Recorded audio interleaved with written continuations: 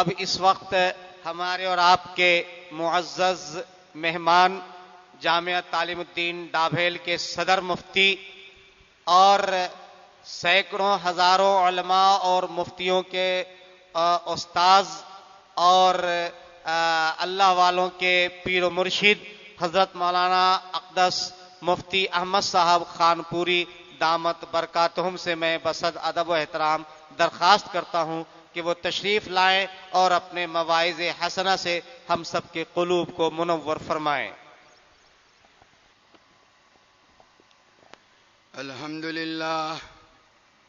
الحمد لله نحمده ونستعينه ونستغفره ونؤمن به ونتوكل عليه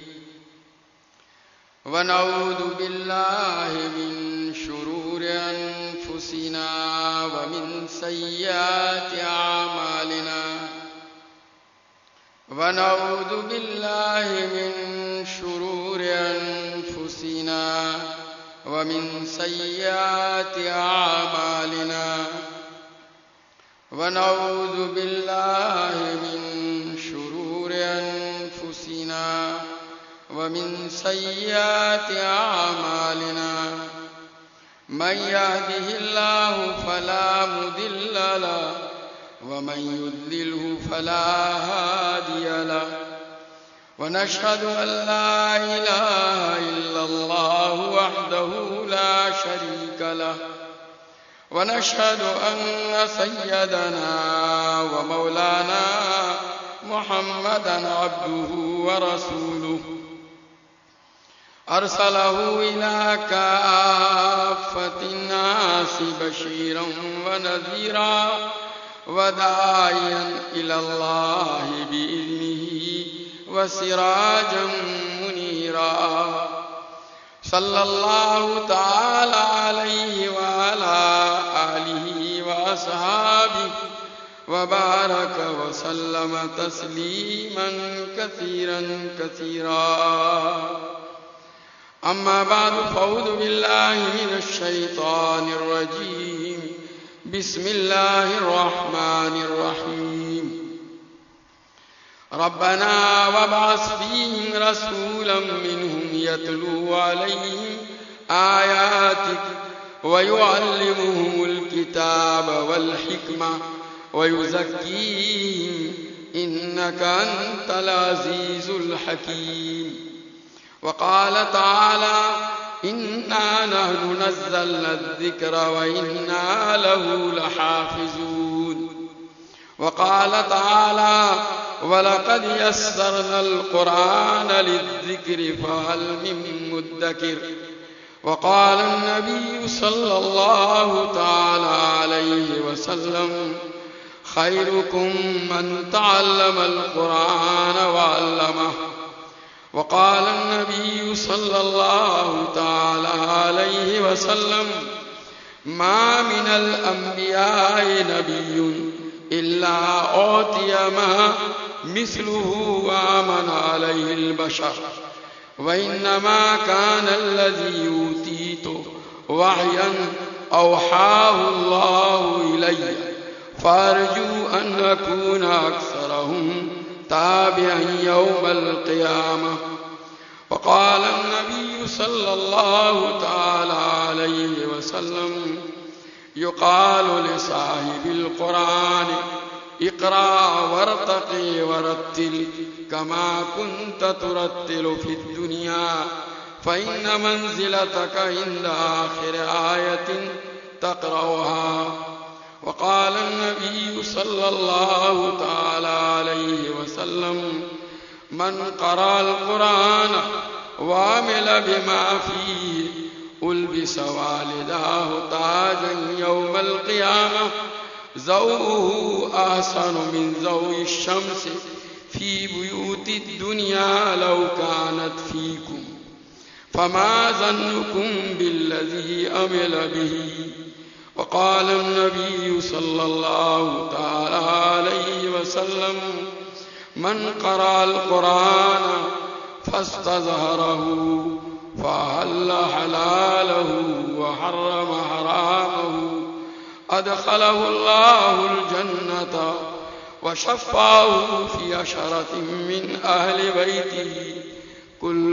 قد وجبت له النار. وقال النبي صلى الله تعالى عليه وسلم إن لله أهلين من الناس. قالوا من هم يا رسول الله؟ قال أهل القرآن هم أهل الله وخاصته، أو كما قال عليه الصلاة والسلام. حضرت صدر محترم، حضرات علماء کرام، مہمانان اعظام اور عزیز طلبہ، آج کا یہ اجلاس ان طلباء کی عزت افزائی، اعزاز و اکرام کے لیے منعقد ہوا ہے جنہوں نے یہاں جامعہ خیر العلوم میں حفظ کی تکمیل کی. ویسے ان کا حقیقی اعزاز تو اس وقت ہوگا جب باری تعالیٰ خود ہی ان سے فرمائیں گے اقرا ورتقِ ورتل کما کنت ترتل فی الدنیا. بہرحال یہ ہمارا اجلاس در حقیقت اس جامعہ کی 6 سالہ کارگزاری کو پیش کرنے کے لیے منعقد کیا گیا ہے، اور ہمارے سامنے جامعہ کی کارگزاری کی مختصر رپورٹ ناظم صاحب کی طرف سے پیش کی گئی. اس علاقے میں حضرت مولانا ابو الخیر عبد الصمد ایرانی نور اللہ مرقدہ وبرد اللہ مدجہ کی خدمات بالکل روشن اور عیاں ہیں. ہر آدمی آپ کی خدمات سے بخوبی واقف ہے، اور اس علاقے میں دین کی جو کچھ شکلیں نظر آتی ہیں ان میں حضرت مرحوم کی قربانیوں کو بڑا دخل ہے. ہر چھوٹا بڑا اس کا معترف ہے، اور انہی کے جانشین عزیز مکرم مولانا اسد اللہ صاحب حفظہ اللہ بھی ہیں. اللہ تبارک و تعالیٰ ان کو اپنے والد بزرگوار کے نقش قدم پر چلتے ہوئے زیادہ سے زیادہ خدمت دین اور خدمت علم دین کی توفیق و سعادت عطا فرمائے. ویسے میرے جی میں تو یہ آ رہا تھا کہ میری یہاں پر حاضری بار بار ہوتی رہتی ہے، اور آپ حضرات میری باتیں سنتے بھی رہتے ہیں. چونکہ حضرت مولانا صدر محترم دامت برکاتہم کی تشریف آوری آج یہاں ہوئی ہے،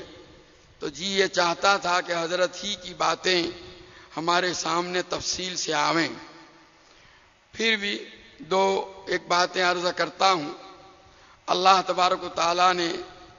نبی کریم صلی اللہ تعالیٰ علیہ وسلم کی بعثت جن مقاصد کے لیے فرمائی ہے ان کو سیدنا حضرت ابراہیم علیہ نبینا علیہ الصلوۃ والسلام نے اپنی اس دعا میں جو ابھی آپ کے سامنے پڑھی گئی، جو بیت اللہ کی تعمیر کے وقت انہوں نے کی تھی، بہت واضح طور پر بیان کر دیا ہے. جس وقت سیدنا حضرت ابراہیم علیہ نبینا علیہ الصلوۃ والسلام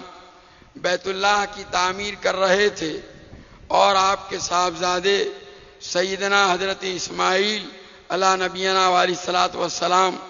اس کام میں آپ کا ہاتھ بٹا رہے تھے، اور دونوں باپ بیٹا اس خدمت کو انجام دیتے ہوئے اللہ تبارک و تعالیٰ سے دعا بھی کر رہے تھے. اس منظر کو اللہ تبارک و تعالیٰ نے بڑے عجیب و غریب انداز سے قرآن پاک میں بیان فرمایا ہے. وَإِذْ يَرْفَعُ إِبْرَاهِيمُ الْقَوَاعِدَ مِنَ الْبَيْتِ وَإِسْمَاعِيلُ رَبَّنَا تَقَبَّلْ مِنَّا إِنَّكَ أَنْتَ السَّمِيعُ الْعَلِيمُ. حضرت علامہ انور شاہ کشمیری رحمۃ اللہ علیہ فرماتے ہیں کہ قرآن پاک کوئی تاریخ کی کتاب نہیں ہے کہ کسی واقعے کو تاریخی انداز میں بیان کرے. یہاں پر بیت اللہ کی تعمیر کے اس واقعے کو اللہ تبارک تعالیٰ نے ایسے انداز سے بیان کیا ہے گویا اس موقع کو یہاں سننے والوں کی نگاہوں کے سامنے پیش کیا جا رہا ہے، اس کی منظر کشی کی جا رہی ہے کہ یاد کیجئے اس وقت کو اور اس منظر کو ذرا اپنی نگاہوں کے سامنے لیجئے جب حضرت ابراہیم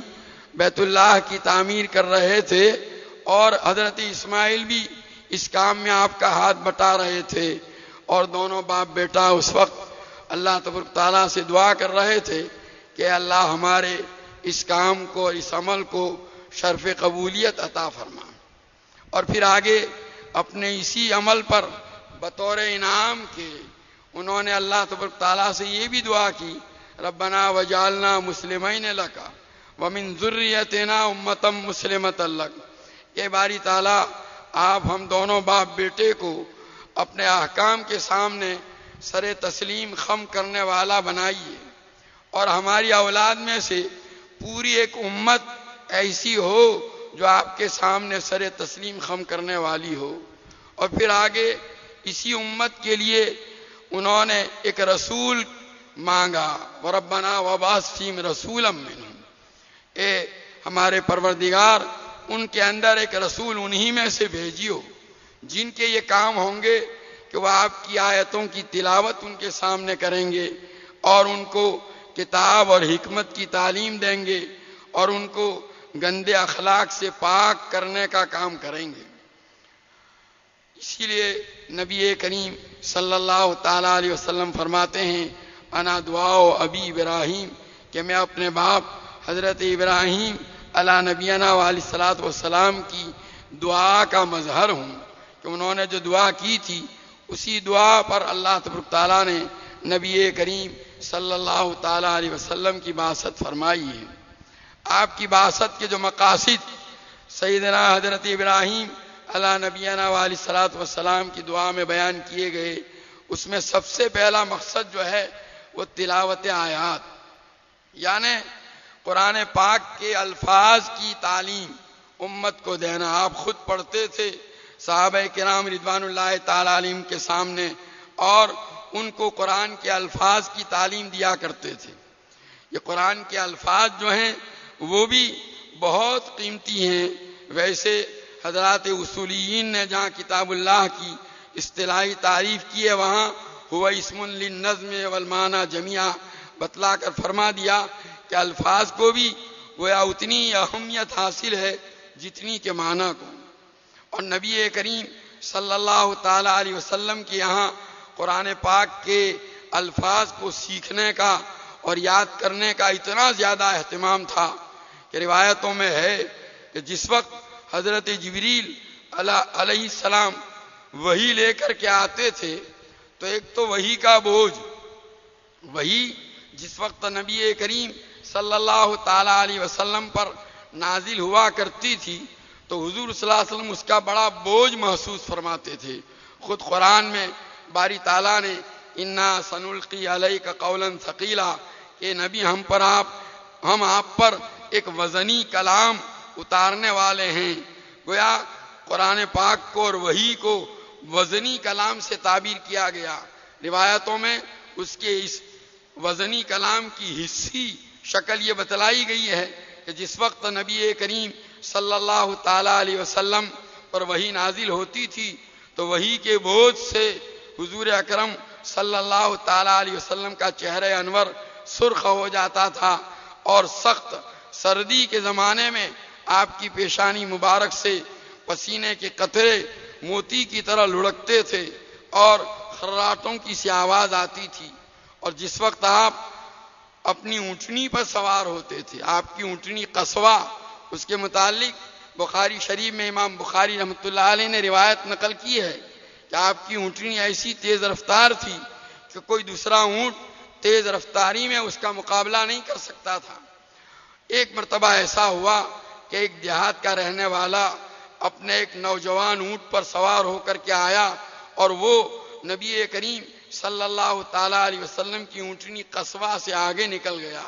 یہ چیز حضرات صحابہ رضوان اللہ تعالیٰ علیہ مجمعین کے لیے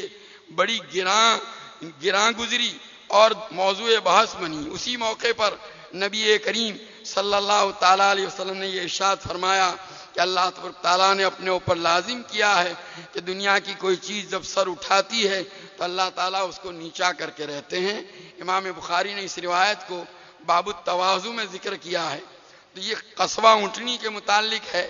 کہ اگر آپ اونٹنی پر سوار ہوتے، ایسی حالت میں اگر آپ پر وحی نازل ہوتی تو وحی کے بوجھ سے اونٹنی بیٹھ جایا کرتی تھی اور اپنا چہرہ زمین پر رکھ دیا کرتی تھی۔ اندازہ لگائیں کہ وحی تو نبی کریم صلی اللہ علیہ وسلم پر نازل ہو رہی ہے، لیکن اس کا بوجھ وہ اونٹنی جس پر آپ سوار ہیں اتنا زیادہ محسوس کر رہی ہے۔ بخاری شریف میں روایت موجود ہے کہ جس وقت یہ آیت کریمہ نازل ہوئی، لا یستوی القاعدون من المؤمنین والمجاہدون فی سبیل اللہ، جس میں اللہ تبارک و تعالیٰ نے یہ بتلایا ہے کہ جو لوگ اللہ کے راستے میں جہاد کے لیے نکلتے ہیں وہ، اور جو اپنے گھروں میں بیٹھے رہتے ہیں وہ مرتبہ اور مقام اور اجر و ثواب کے اعتبار سے برابر نہیں ہو سکتے۔ تو اس آیت کے نازل ہونے پر نبی کریم صلی اللہ تعالیٰ علیہ وسلم نے اپنی عادت شریفہ کے مطابق حضرت زید بن ثابت رضی اللہ تعالیٰ عنہ کو بلوایا اس کو لکھنے کے لیے۔ حضرت زید فرماتے ہیں کہ میں کتابت کا سامان لے کر حاضر ہوا اور نبی کریم صلی اللہ علیہ وسلم نے لکھوانے کے لیے اس آیت کو تلاوت کرنا شروع کیا۔ جب آپ نے پڑھا لا یستوی القاعدون من المؤمنین والمجاہدون فی سبیل اللہ، تو اس وقت حضرت عبداللہ ابن ام مکتوم رضی اللہ تعالیٰ عنہ جو نابینا تھے پیدائشی طور پر، وہ آگے بڑھے اور انہوں نے عرض کیا کہ اللہ کے رسول، باری تعالیٰ تو یہ فرماتے ہیں کہ جو لوگ گھروں پر بیٹھے رہتے ہیں وہ اور جو اللہ کے راستے میں نکلتے ہیں وہ دونوں برابر نہیں ہو سکتے، اور میں چونکہ اندھا ہوں اپنے اندھے پن کی وجہ سے نہیں جا سکتا۔ گویا انہوں نے یہ اپنے اندھے پن کی اس معذوری کا شکوہ کیا، تو اس پر اللہ تبارک تعالیٰ کی طرف سے غیر اولی الضرر جو بیچ میں ہے، لا یستوی القاعدون من المؤمنین غیر اولی الضرر والمجاہدون فی سبیل اللہ، یہ چھوٹا سا ٹکڑا خالی غیر اولی الضرر وہ نازل فرمایا۔ اس سے اندازہ لگایا جا سکتا ہے حضرات صحابہ رضوان اللہ تعالیٰ علیہم اجمعین کے مقام اور مرتبے کا، کہ ایک صحابی جو نابینا ہیں، اس آیت کے نازل ہونے پر ان کے دل میں یہ احساس پیدا ہوا کہ میں اپنے اس عذر کی وجہ سے اللہ کے راستے میں نکل نہیں سکتا، اور اس کا جو اس احساس کی وجہ سے ان کے دل پر جو چوٹ لگی اور انہوں نے نبی کریم صلی اللہ تعالیٰ علیہ وسلم کے سامنے اس کا اظہار کیا، تو اللہ تبارک تعالیٰ نے ان کی تسلی اور دل جوئی کے لیے یہ جملہ نازل فرمایا۔ تو بہرحال حضرت زید فرماتے ہیں کہ عین اس وقت نبی کریم صلی اللہ علیہ وسلم پر وحی کے نزول کے آثار شروع ہوئے کہ میں حضور صلی اللہ علیہ وسلم کے قریب بیٹھا ہوا تھا، اور اسی دوران نبی کریم صلی اللہ علیہ وسلم کے پاؤں مبارک کا کچھ حصہ میری ران پر پڑ گیا۔ میں نے اپنے اوپر اتنا بوجھ محسوس کیا، ایسا معلوم ہوتا تھا کہ میری ران جو ہے بوجھ کی وجہ سے چور چور ہو جائے گی۔ یہ گویا وحی کا بوجھ، اتنا سخت بوجھ نبی کریم صلی اللہ علیہ وسلم محسوس فرماتے تھے، اور اس کے باوجود جب حضرت جبریل وحی لے کر کے آتے تھے تو حضور اکرم صلی اللہ تعالیٰ علیہ وسلم کو یہ فکر رہتا تھا کہ وحی کے الفاظ جو حضرت جبریل لے کر کے آئے ہیں کہیں میں بھول نہ جاؤں۔ اس لیے عین اس وقت جبکہ وحی نازل ہو رہی ہے اور اس کا بوجھ محسوس کر کے حضور صلی اللہ علیہ وسلم مشقت محسوس فرما رہے ہیں، اس مشقت کی حالت میں ان الفاظ وحی کو یاد کرنے کے خاطر نبی کریم صلی اللہ علیہ وسلم حضرت جبریل کے ساتھ ساتھ وحی کے ان الفاظ کو پڑھتے تھے جلدی جلدی، اور اس کی وجہ سے آپ کو دوہری تکلیف ہوتی تھی۔ تو اس وقت اللہ تبارک تعالیٰ نے آپ پر یہ آیتیں نازل فرمائی، لا تحرک بہ لسانک لتعجل بہ ان علینا جمعہ وقرآنہ فاذا قرأناہ فاتبع قرآنہ، کہ نبی جس وقت آپ پر وحی نازل ہو رہی ہوتی ہے، قرآن پاک کے اور وحی کے الفاظ کو یاد کرنے کے لیے آپ اپنی زبان کو جو حرکت دیتے ہیں ایسا نہ کیجئے، بلکہ آپ اس وقت خاموش رہیے، ان وحی کے الفاظ کو آپ کے سینے میں محفوظ کر دینا اور اس کے بعد آپ کی زبان سے اس کو پڑھوا دینا، ادا کروا دینا، یہ ہماری ذمہ داری ہے۔ چنانچہ بخاری شریف میں روایت موجود ہے کہ اس کے بعد حضرت عبداللہ ابن عباس رضی اللہ تعالیٰ عنہ فرماتے ہیں کہ اس کے بعد حضور صلی اللہ علیہ وسلم کا یہ معمول ہو گیا کہ جب حضرت جبریل وحی لے کر کے آتے تھے تو آپ خاموش سر جھکا کر بیٹھ جاتے تھے، اور جب وحی کا سلسلہ پورا ہو جاتا تھا تو تمام الفاظ وحی آپ کو یاد ہو جایا کرتے تھے اور آپ اس کو پڑھ لیا کرتے تھے۔ تو بہرحال میں تو یہ عرض کر رہا تھا کہ قرآن پاک کے الفاظ کو یاد کرنے کے لیے نبی کریم صلی اللہ تعالیٰ علیہ وسلم کے یہاں اتنا اہتمام تھا، اور پھر یہ ہے کہ تلاوت آیات کے اس فریضے کو ادا کرنے کے لیے نبی کریم صلی اللہ علیہ وسلم ہمیشہ موقع کی تلاش میں، کہاں کوئی آدمی مل گیا دعوت اسلام اس کو ایمان پیش کرنی ہے تو پہلے آپ کا معمول یہی تھا کہ قرآن پاک کی تلاوت کرتے تھے، قرآن کی چند آیتیں سناتے تھے، اور اس کے بعد اس کو ایمان کی دعوت پیش کیا کرتے تھے۔ جتنے واقعات اس سلسلے میں سیر اور حدیث کی کتابوں میں ہے وہ اسی کی گواہی دیتے ہیں، اور حضور اکرم صلی اللہ علیہ وسلم نے اپنے حضرات صحابہ کو قرآن پاک کے جو الفاظ کی تعلیم دی تھی ان میں سے بعض اس سلسلے میں ایسے ممتاز تھے کہ خود حضور صلی اللہ علیہ وسلم نے ان کے متعلق اپنے صحابہ کو تاکید کی تھی کہ قرآن پاک ان سے سیکھا جائے۔ حضرت عبداللہ ابن مسعود رضی اللہ تعالیٰ عنہ ہیں، انہوں نے نبی کریم صلی اللہ علیہ وسلم سے قرآن براہ راست جو سیکھا، اور حضور صلی اللہ علیہ وسلم نے جن لوگوں سے قرآن پاک سیکھنے کی حضرات صحابہ اور لوگوں کو تاکید فرمائی ان میں سے حضرت عبداللہ ابن مسعود بھی ہیں۔ بڑا اونچا مقام ہے۔ حضرت عمر رضی اللہ تعالیٰ عنہ نے جس زمانے میں اپنے دور خلافت میں کوفہ اور بصرہ کو آباد کرایا تو کوفہ والوں کی تعلیم کے لیے حضرت عبداللہ ابن مسعود رضی اللہ تعالیٰ عنہ کو ان کے شاگردوں کی جماعت کے ساتھ کوفہ بھیجا، اور باقاعدہ ان پر یہ خط لکھا کہ ابن مسعود کے علم کا تمہارے مقابلے میں زیادہ محتاج ہوں، لیکن میں اپنے آپ پر تم کو ترجیح دیتا ہوں۔ ایک مرتبہ حضرت عمر رضی اللہ تعالیٰ عنہ کے پاس ایک آدمی آیا کہ میں ایک ایسے آدمی کو دیکھ کر کے آیا ہوں جو زبانی قرآن پاک لکھاتے ہیں۔ حضرت عمر رضی اللہ تعالیٰ عنہ سنتے ہی آپ کا ہاتھ کوڑے پر گیا، کون ہے؟ چونکہ دین کے معاملے میں حضرت عمر رضی اللہ تعالیٰ عنہ کے یہاں بڑی احتیاط تھی۔ کوئی حدیث بھی پیش کرتا تو آپ کی طرف سے یہ مطالبہ ہوتا کہ اس سلسلے میں کوئی دوسرا آدمی ہے جس نے یہ بات نبی کریم صلی اللہ علیہ وسلم سے سنی ہو، گویا ایک دوسرا شاہد بھی آپ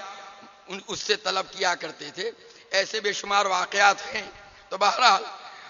ان کا جب ہاتھ پہنچا کون ہے تو اس آدمی نے کہا عبداللہ ابن مسعود۔ تو یہ سن کر حضرت عمر رضی اللہ تعالیٰ عنہ کا ہاتھ سے کوڑا چھوٹ گیا اور فرمانے لگے کہ اگر حضرت عبداللہ ابن مسعود ہیں تو ان کو یہ حق ہے۔ اس کے بعد انہوں نے کہا کہ نبی کریم صلی اللہ تعالیٰ علیہ وسلم کی عادت شریفہ تھی کہ آپ عشاء کی نماز کے بعد مسلمانوں کے معاملے میں حضرت ابوبکر رضی اللہ تعالیٰ عنہ سے مشورہ کیا کرتے تھے، اور میں بھی اس وقت وہاں موجود رہتا تھا۔ حقیقت تو یہ ہے کہ مشورہ نبی کریم صلی اللہ علیہ وسلم ان دونوں حضرات شیخین سے فرماتے تھے، لیکن حضرت عمر رضی اللہ تعالیٰ عنہ کی تواضع دیکھیے کہ وہ ان الفاظ میں تعبیر کر رہے ہیں کہ حضور صلی اللہ علیہ وسلم حضرت ابوبکر سے مشورہ فرماتے تھے اور میں بھی وہاں حاضر رہتا تھا۔ آج کل ہمارا مزاج تو ایسا بن گیا کہ ویسے ہی اتفاقی پہنچ گئے ہوں تو ہم اپنی بڑائی جتلانے کے لیے یوں کہا کرتے ہیں کہ ہم سے مشورہ ہوا کرتا تھا۔ بہرحال جب اس سے فارغ ہوئے تو ایک مرتبہ نبی کریم صلی اللہ علیہ وسلم اٹھے، ایک آدمی مسجد نبوی میں نماز کے اندر قرآن پڑھ رہا تھا، حضور صلی اللہ علیہ وسلم کھڑے کھڑے ان کا قرآن سنتے رہے، دیر تک سنتے رہے، اور وہ حضرت عبداللہ ابن مسعود تھے۔ حضور صلی اللہ علیہ وسلم نے دیر تک سننے کے بعد فرمایا کہ جو آدمی یہ چاہتا ہو کہ قرآن کو اسی طرح تر و تازہ سنے جس طرح وہ اترا ہے، فعلیہ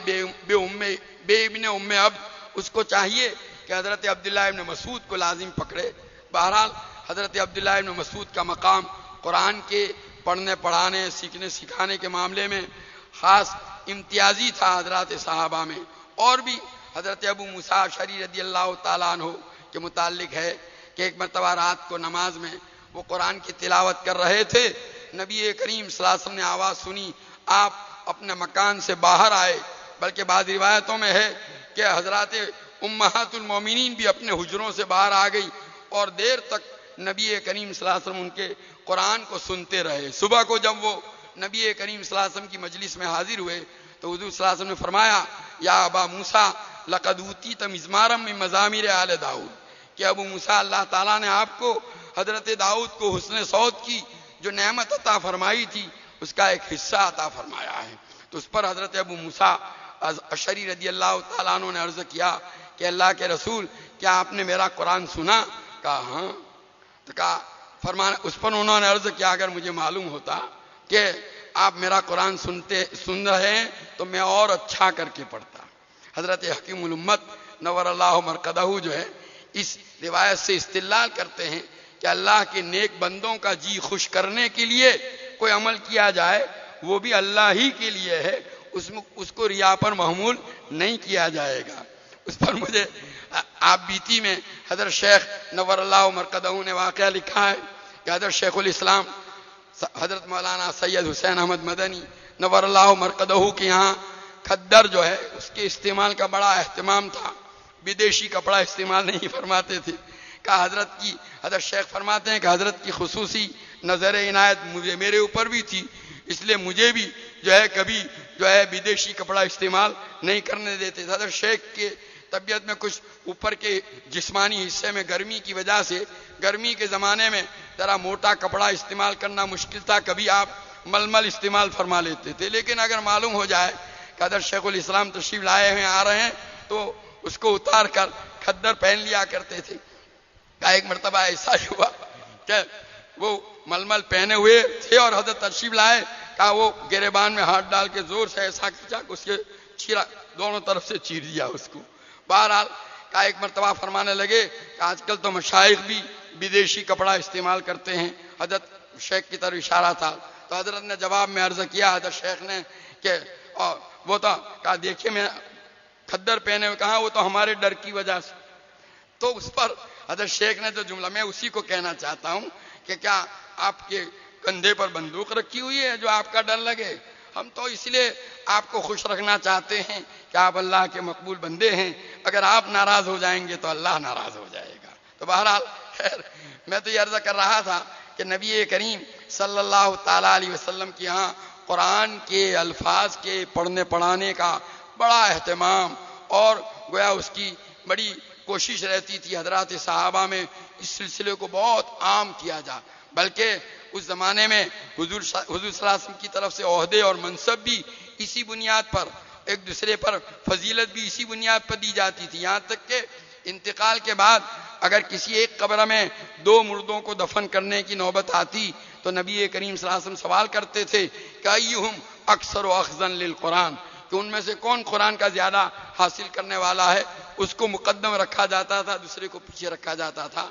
یہ قرآنی الفاظ کی تعلیم کا یہ سلسلہ جو ہمارے مدارس میں ہے، چاہے وہ ناظرہ کی شکل میں ہو جو مکاتب میں بھی ہوتا ہے مدارس میں بھی، چاہے حفظ کی شکل میں ہو، چاہے تجوید و قرات کی شکل میں ہو، یہ دراصل اسی نبی کریم صلی اللہ علیہ وسلم کے وہ جو مقاصد بعثت میں پہلا مقصد تلاوت آیات ہے اسی کی یہ شکلیں ہیں جو اللہ تبارک تعالیٰ نے آپ کے بعد امت کے اندر جاری فرمائیں۔ اللہ تبارک تعالیٰ نے چونکہ وعدہ فرمایا ہے انا نحن نزلنا الذکر و انا لہ لحافظون، اور اللہ کے اسی وعدے کی وجہ سے قرآن کی حفاظت کا ایک تکوینی نظام اللہ تبارک تعالیٰ کی طرف سے جو قائم ہوا ہے پورے عالم میں۔ اس دور مادیت میں بھی آپ دیکھیں گے پوری دنیا کے مختلف علاقوں میں اللہ کے بے شمار بندے ایسے ہیں جنہوں نے قرآن پڑھنے پڑھانے سیکھنے سکھانے کے لیے اپنے آپ کو فارغ کر رکھا ہے، جبکہ اس زمانے میں قرآن کے پڑھنے پڑھانے پر